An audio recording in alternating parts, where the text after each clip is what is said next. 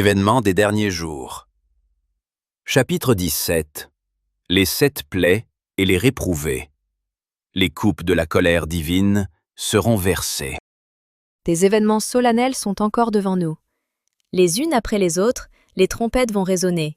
Une à une, les coupes de la colère divine seront déversées sur les habitants de la terre. Le monde sera bientôt abandonné par l'ange du pardon, et les 7 dernières plaies s'abattront sur la terre. Les coups de la colère divine vont bientôt frapper, et lorsqu'il commencera à punir les transgresseurs, il n'y aura plus de répit jusqu'à la fin. Les nations entrent en conflit. 4 anges puissants retiennent les pouvoirs de cette terre, jusqu'à ce que les serviteurs de Dieu soient scellés sur leur front. Les nations du monde se dressent les unes contre les autres avec furie, mais elles sont retenues par les anges. Lorsque cette puissance modératrice sera ôtée, il viendra un temps de trouble et d'angoisse. Des instruments de guerre mortels vont être inventés. Des vaisseaux chargés d'êtres vivants sombreront dans les abîmes. Tous ceux qui ne sont pas animés par l'esprit de vérité s'uniront sous la conduite des agents sataniques, mais ils seront tenus sous contrôle jusqu'à la grande bataille d'Armageddon. Le monde entier sera frappé de destruction. Les anges retiennent actuellement les vents de la guerre, afin qu'ils ne puissent pas souffler avant que le monde ne soit averti de sa malédiction prochaine. Mais la tempête gronde, prête à éclater sur la terre, et lorsque Dieu ordonnera à ses anges de lâcher les vents, on assistera à des scènes de combat d'une indescriptible horreur. La prophétie du Sauveur, concernant les jugements de la ville de Jérusalem, recevra un autre accomplissement, dont cette terrible désolation n'était qu'une pâle image. Dans le destin de la ville choisie, nous pouvons contempler la malédiction d'un monde qui a rejeté le pardon de Dieu et piétiné sa loi. Satan plongera alors les habitants de la terre dans un profond bouleversement final, tandis que les anges de Dieu cesseront de tenir sous contrôle les vents furieux des passions humaines. Toutes les puissances de la guerre seront libérées. Le monde entier sera alors plongé dans une ruine plus terrible encore que celle qui s'abattit sur la Jérusalem d'autrefois. Dieu est aussi juste que miséricordieux. C'est la gloire de Dieu d'être miséricordieux, plein de compassion, de douceur, de bonté et de vérité. Mais, tout autant que sa miséricorde, la justice qu'il manifeste en punissant le pécheur est aussi authentiquement la gloire du Seigneur. Le Dieu d'Israël exécutera ses jugements contre les dieux de ce monde, comme il l'a fait contre les dieux de l'Égypte. Avec le feu et l'inondation, les plaies et les tremblements de terre, il détruira toute la terre. Puis, ses rachetés exalteront son nom et le rendront glorieux sur la terre. Ceux qui vivent les derniers moments de l'histoire de cette terre ne comprendront-ils pas les leçons de Dieu? Celui qui a été notre intercesseur, qui entend toutes les prières de repentance et de confession, qui a le front ceint d'un arc-en-ciel, symbole de grâce et d'amour, est sur le point d'achever son œuvre dans le sanctuaire céleste. La grâce et le pardon descendront alors de leur trône et céderont la place à la justice. Celui que son peuple a recherché satisfera son droit, la fonction de juge suprême. Dans toute la Bible, Dieu est présenté non seulement comme un être de pardon et de bienveillance, mais aussi comme un Dieu dont la justice est stricte et impartiale. La certitude des jugements de Dieu. De nos jours, l'amour de Dieu est présenté comme étant de telle nature qu'il empêcherait le Seigneur de détruire le pécheur. Les hommes raisonnent sur la base de leur propre idéal peu élevé de justice et de droit. Tu t'es imaginé que je te ressemblais. Ils mesurent Dieu avec leurs propres critères. Ils raisonnent sur la façon dont ils agiraient dans la même circonstance et décident que Dieu agira comme ils s'imaginent qu'ils agiraient à sa place. En aucun royaume ou gouvernement, ce ne sont les criminels qui déclarent quelle est la punition qui doit être mise en œuvre contre ceux qui ont piétiné la loi. Tout ce que nous avons, tous les trésors de sa grâce que nous possédons, c'est à Dieu que nous les devons. La gravité du péché contre un tel Dieu ne peut être mesurée, pas plus que notre compas ne peut mesurer l'étendue des cieux. Dieu est un gouverneur du bien moral tout autant qu'un père. Il est celui qui promulgue la loi. Il pose et exécute ses lois. Une loi dépourvue de sanction est sans force. On pourrait observer qu'un père aimant ne voudrait pas voir ses enfants souffrir le châtiment de Dieu par le feu s'il pouvait le leur éviter. Mais Dieu, pour le bien de ses sujets et pour leur sécurité, punit le transgresseur. Dieu ne travaille pas d'après un plan humain. il peut user d'une justice infinie que l'homme n'a aucun droit d'exercer devant ses frères humains.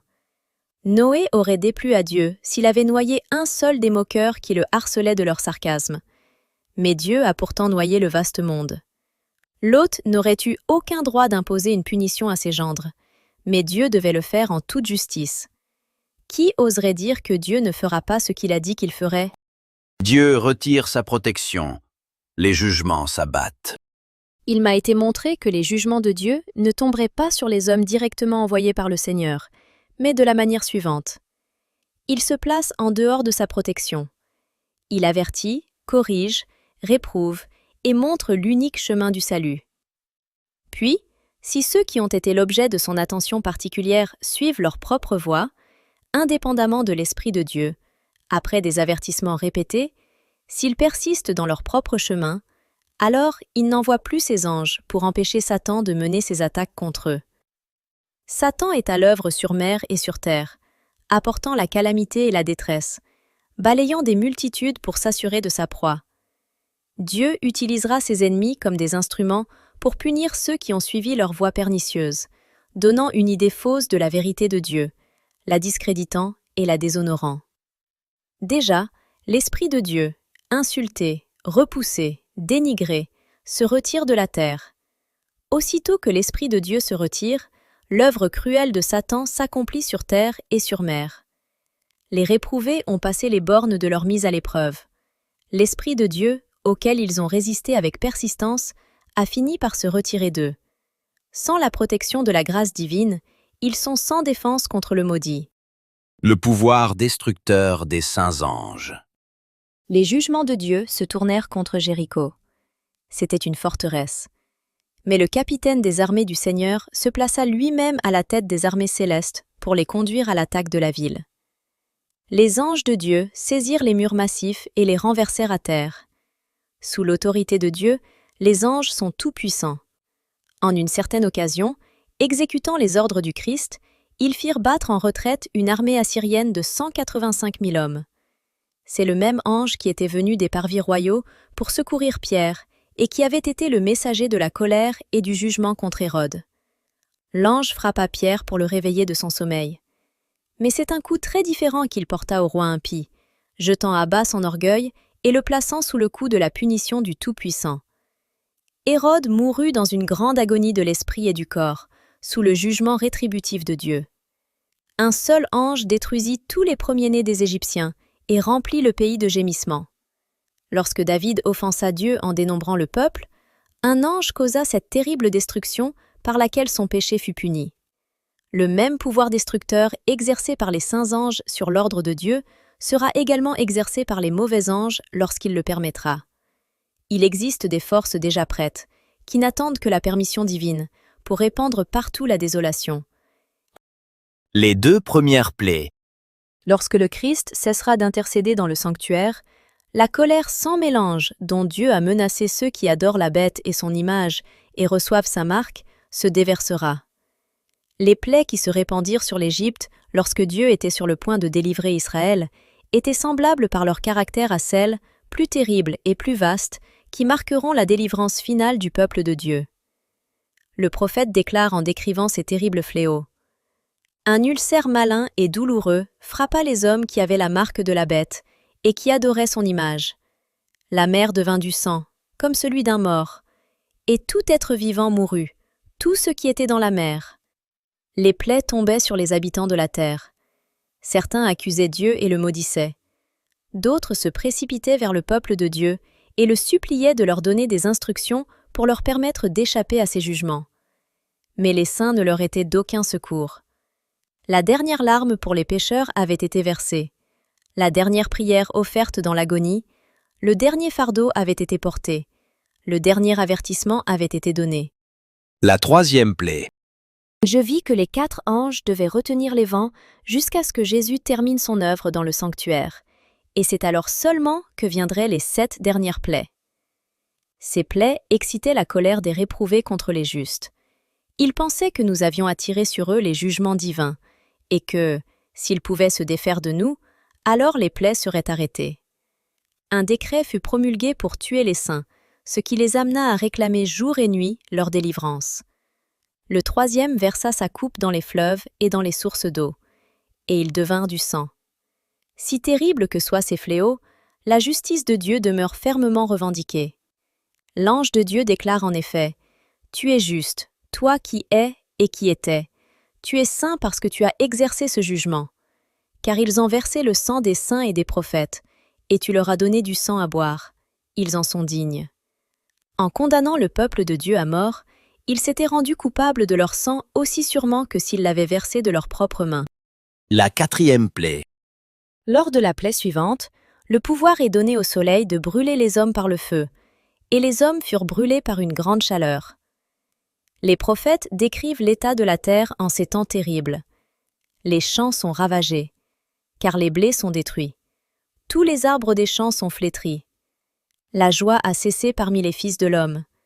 Les semences sont séchées sous les mottes, les greniers sont vides.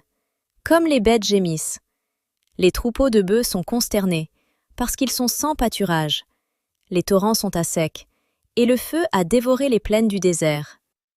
En ce jour-là, les champs du palais seront des gémissements, dit le Seigneur, l'Éternel. On jettera partout en silence une multitude de cadavres. Ces plaies ne sont pas universelles, autrement les habitants de la terre seraient entièrement détruits. Cependant, ce seront des fléaux tels qu'on n'en a encore jamais vu de semblables parmi les mortels. La cinquième plaie. Avec des cris de triomphe, des railleries et des imprécations, des foules d'hommes méchants sont prêts à bondir sur leur proie, lorsque, tout à coup, d'épaisses ténèbres tombent sur la terre. Puis, un arc-en-ciel resplendissant de la gloire du trône de Dieu apparaît par le milieu du ciel et semble couvrir chaque groupe en prière. Les foules pleines de colère sont soudainement immobilisées. Leurs cris de moquerie sont étouffés. Elles oublient les objets de leur haine meurtrière. Avec une expression de terreur, elles contemplent le symbole de l'alliance divine et regrettent amèrement de ne pouvoir se protéger de son éclat insoutenable. C'est à minuit que Dieu manifeste son pouvoir pour délivrer son peuple. Le soleil apparaît, brillant de toute sa force. Des signes et des prodiges se succèdent rapidement. Les réprouvés regardent la scène avec terreur et étonnement, tandis que les justes contemplent avec joie les signes de leur délivrance. La loi divine apparaît dans le ciel. Alors apparaît dans le ciel une main qui tient 2 tables de pierre. Le prophète déclare « Les cieux publieront sa justice, car c'est Dieu qui est juge. » Psaume 50, verset 6. Cette sainte loi, justice de Dieu, qui a été promulguée au Sinaï comme guide de la vie humaine au milieu du tonnerre et des flammes, la voici maintenant révélée aux hommes comme la règle du jugement. La main révèle les préceptes du décalogue, tracés avec un stylet de feu.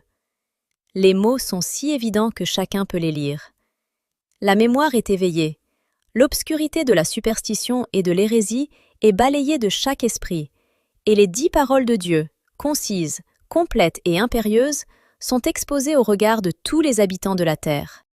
Les réprouvés condamnent leurs faux bergers. Des membres d'Église qui ont vu la lumière et ont été convaincus, mais qui ont confié le salut de leur âme au pasteur, apprendront au jour de Dieu qu'aucune autre âme ne peut payer la rançon de leurs péchés.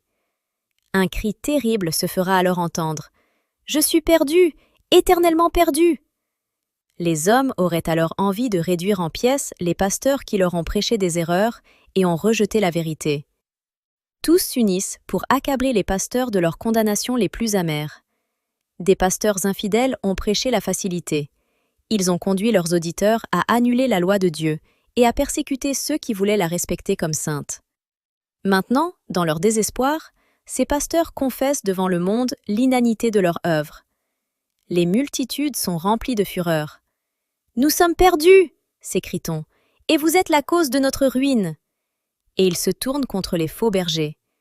Ceux-là même qui les admiraient le plus autrefois prononceront sur eux les plus terribles malédictions. Les mains mêmes qui, autrefois, les couronnaient de lauriers, se lèveront pour les détruire. Les épées qui devaient percer le peuple de Dieu seront utilisées pour anéantir ses ennemis. Voici que l'Église, le sanctuaire du Seigneur, a été la première à ressentir le coup de la colère de Dieu. Les anciens, ceux auxquels Dieu avait donné une grande lumière et qui s'étaient tenus comme les gardiens des intérêts spirituels du peuple, avaient trahi leur foi. L'influence de la parole de Dieu est anéantie par les faux bergers. Leur œuvre aura bientôt des conséquences sur eux-mêmes. On assistera alors à la réalisation des scènes décrites dans Apocalypse 18, où les jugements de Dieu fondent sur la Babylone mystique. La 6e plaie. Les esprits de démons sortiront vers les rois de la terre et vers le monde entier, afin de les lier par des mensonges, et de les presser de s'unir à Satan dans sa dernière lutte contre le gouvernement des cieux. L'Esprit de Dieu se retire progressivement du monde. Satan pousse aussi ses agents à aller vers les rois de toute la terre, afin de les rassembler sous sa bannière et de les préparer pour le combat du grand jour du Dieu Tout-Puissant. Apocalypse 16, verset 14. Après la description que nous fait Jean au chapitre 16 de l'Apocalypse, de ce pouvoir miraculeux qui rassemble les hommes du monde entier pour le dernier grand conflit, les symboles sont supprimés, et la voix retentit comme une trompette qui, une fois de plus, donne un son bien clair.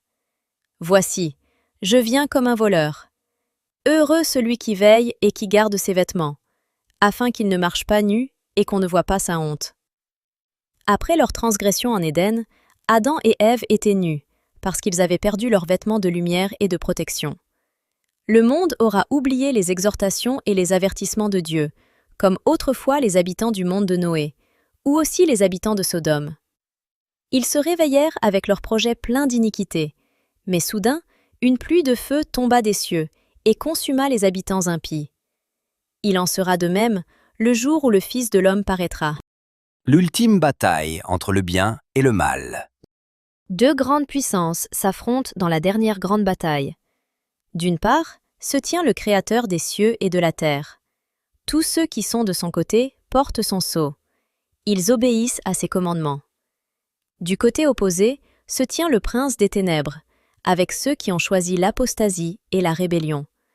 Un conflit terrible est devant nous. Nous approchons de la bataille du grand jour du Dieu Tout-Puissant. Les forces jusqu'ici retenues sous contrôle sont prêtes d'être libérées. L'ange du pardon replie ses ailes, se préparant à descendre du trône pour abandonner le monde à la puissance de Satan. Les puissances et les pouvoirs de la terre sont engagés dans une amère révolte contre le Dieu des cieux. Ils sont remplis de haine contre ceux qui le servent. Et, bientôt, très bientôt, nous prendrons part à la dernière grande bataille entre le bien et le mal. La terre sera le champ de bataille, la scène du combat final et de la victoire finale.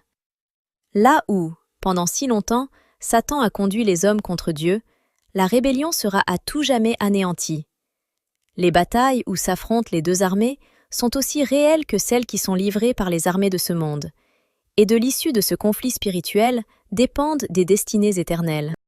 Le monde entier partagé d'un côté ou de l'autre. Le monde entier devra prendre parti, d'un côté ou de l'autre.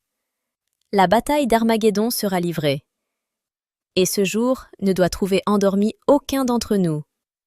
Nous devons être pleinement éveillés, comme des vierges sages qui ont leur provision d'huile avec leur lampe. Le pouvoir du Saint-Esprit doit reposer sur nous, et le capitaine de l'armée du Seigneur se tiendra à la tête des anges des cieux pour livrer la bataille. L'hostilité de Satan contre le bien se manifestera toujours davantage à mesure qu'il jettera de nouvelles forces dans son ultime rébellion, et toute âme qui n'est pas pleinement abandonnée à Dieu et gardée par la puissance divine fera une alliance avec Satan contre les cieux et se joindra à la bataille contre le Maître de l'univers. Bientôt, tous les habitants de la terre auront pris leur parti, soit pour, soit contre le gouvernement des cieux. La 7e plaie. Nous devons étudier la manière dont la 7e coupe sera versée. Les puissances du mal ne vont pas déserter le champ de bataille sans combattre. Mais la Providence jouera un rôle dans la bataille d'Armageddon.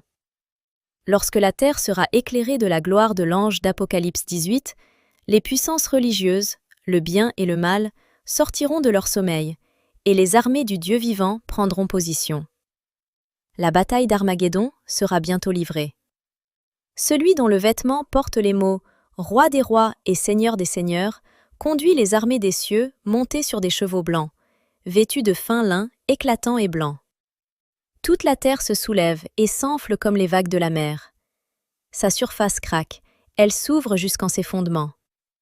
Des chaînes de montagnes sont englouties, des îles habitées disparaissent, des ports, qui sont devenus des sodomes d'iniquité, disparaissent sous les eaux en furie. Les villes les plus fières de la terre sont rasées. Des palais princiers, dans lesquels les grands de ce monde ont dilapidé leur fortune pour leur propre gloire, s'écroulent en ruines sous leurs yeux. Les murs des prisons sont mis en pièces, et le peuple de Dieu, qui avait été enchaîné pour sa foi, est rendu à la liberté.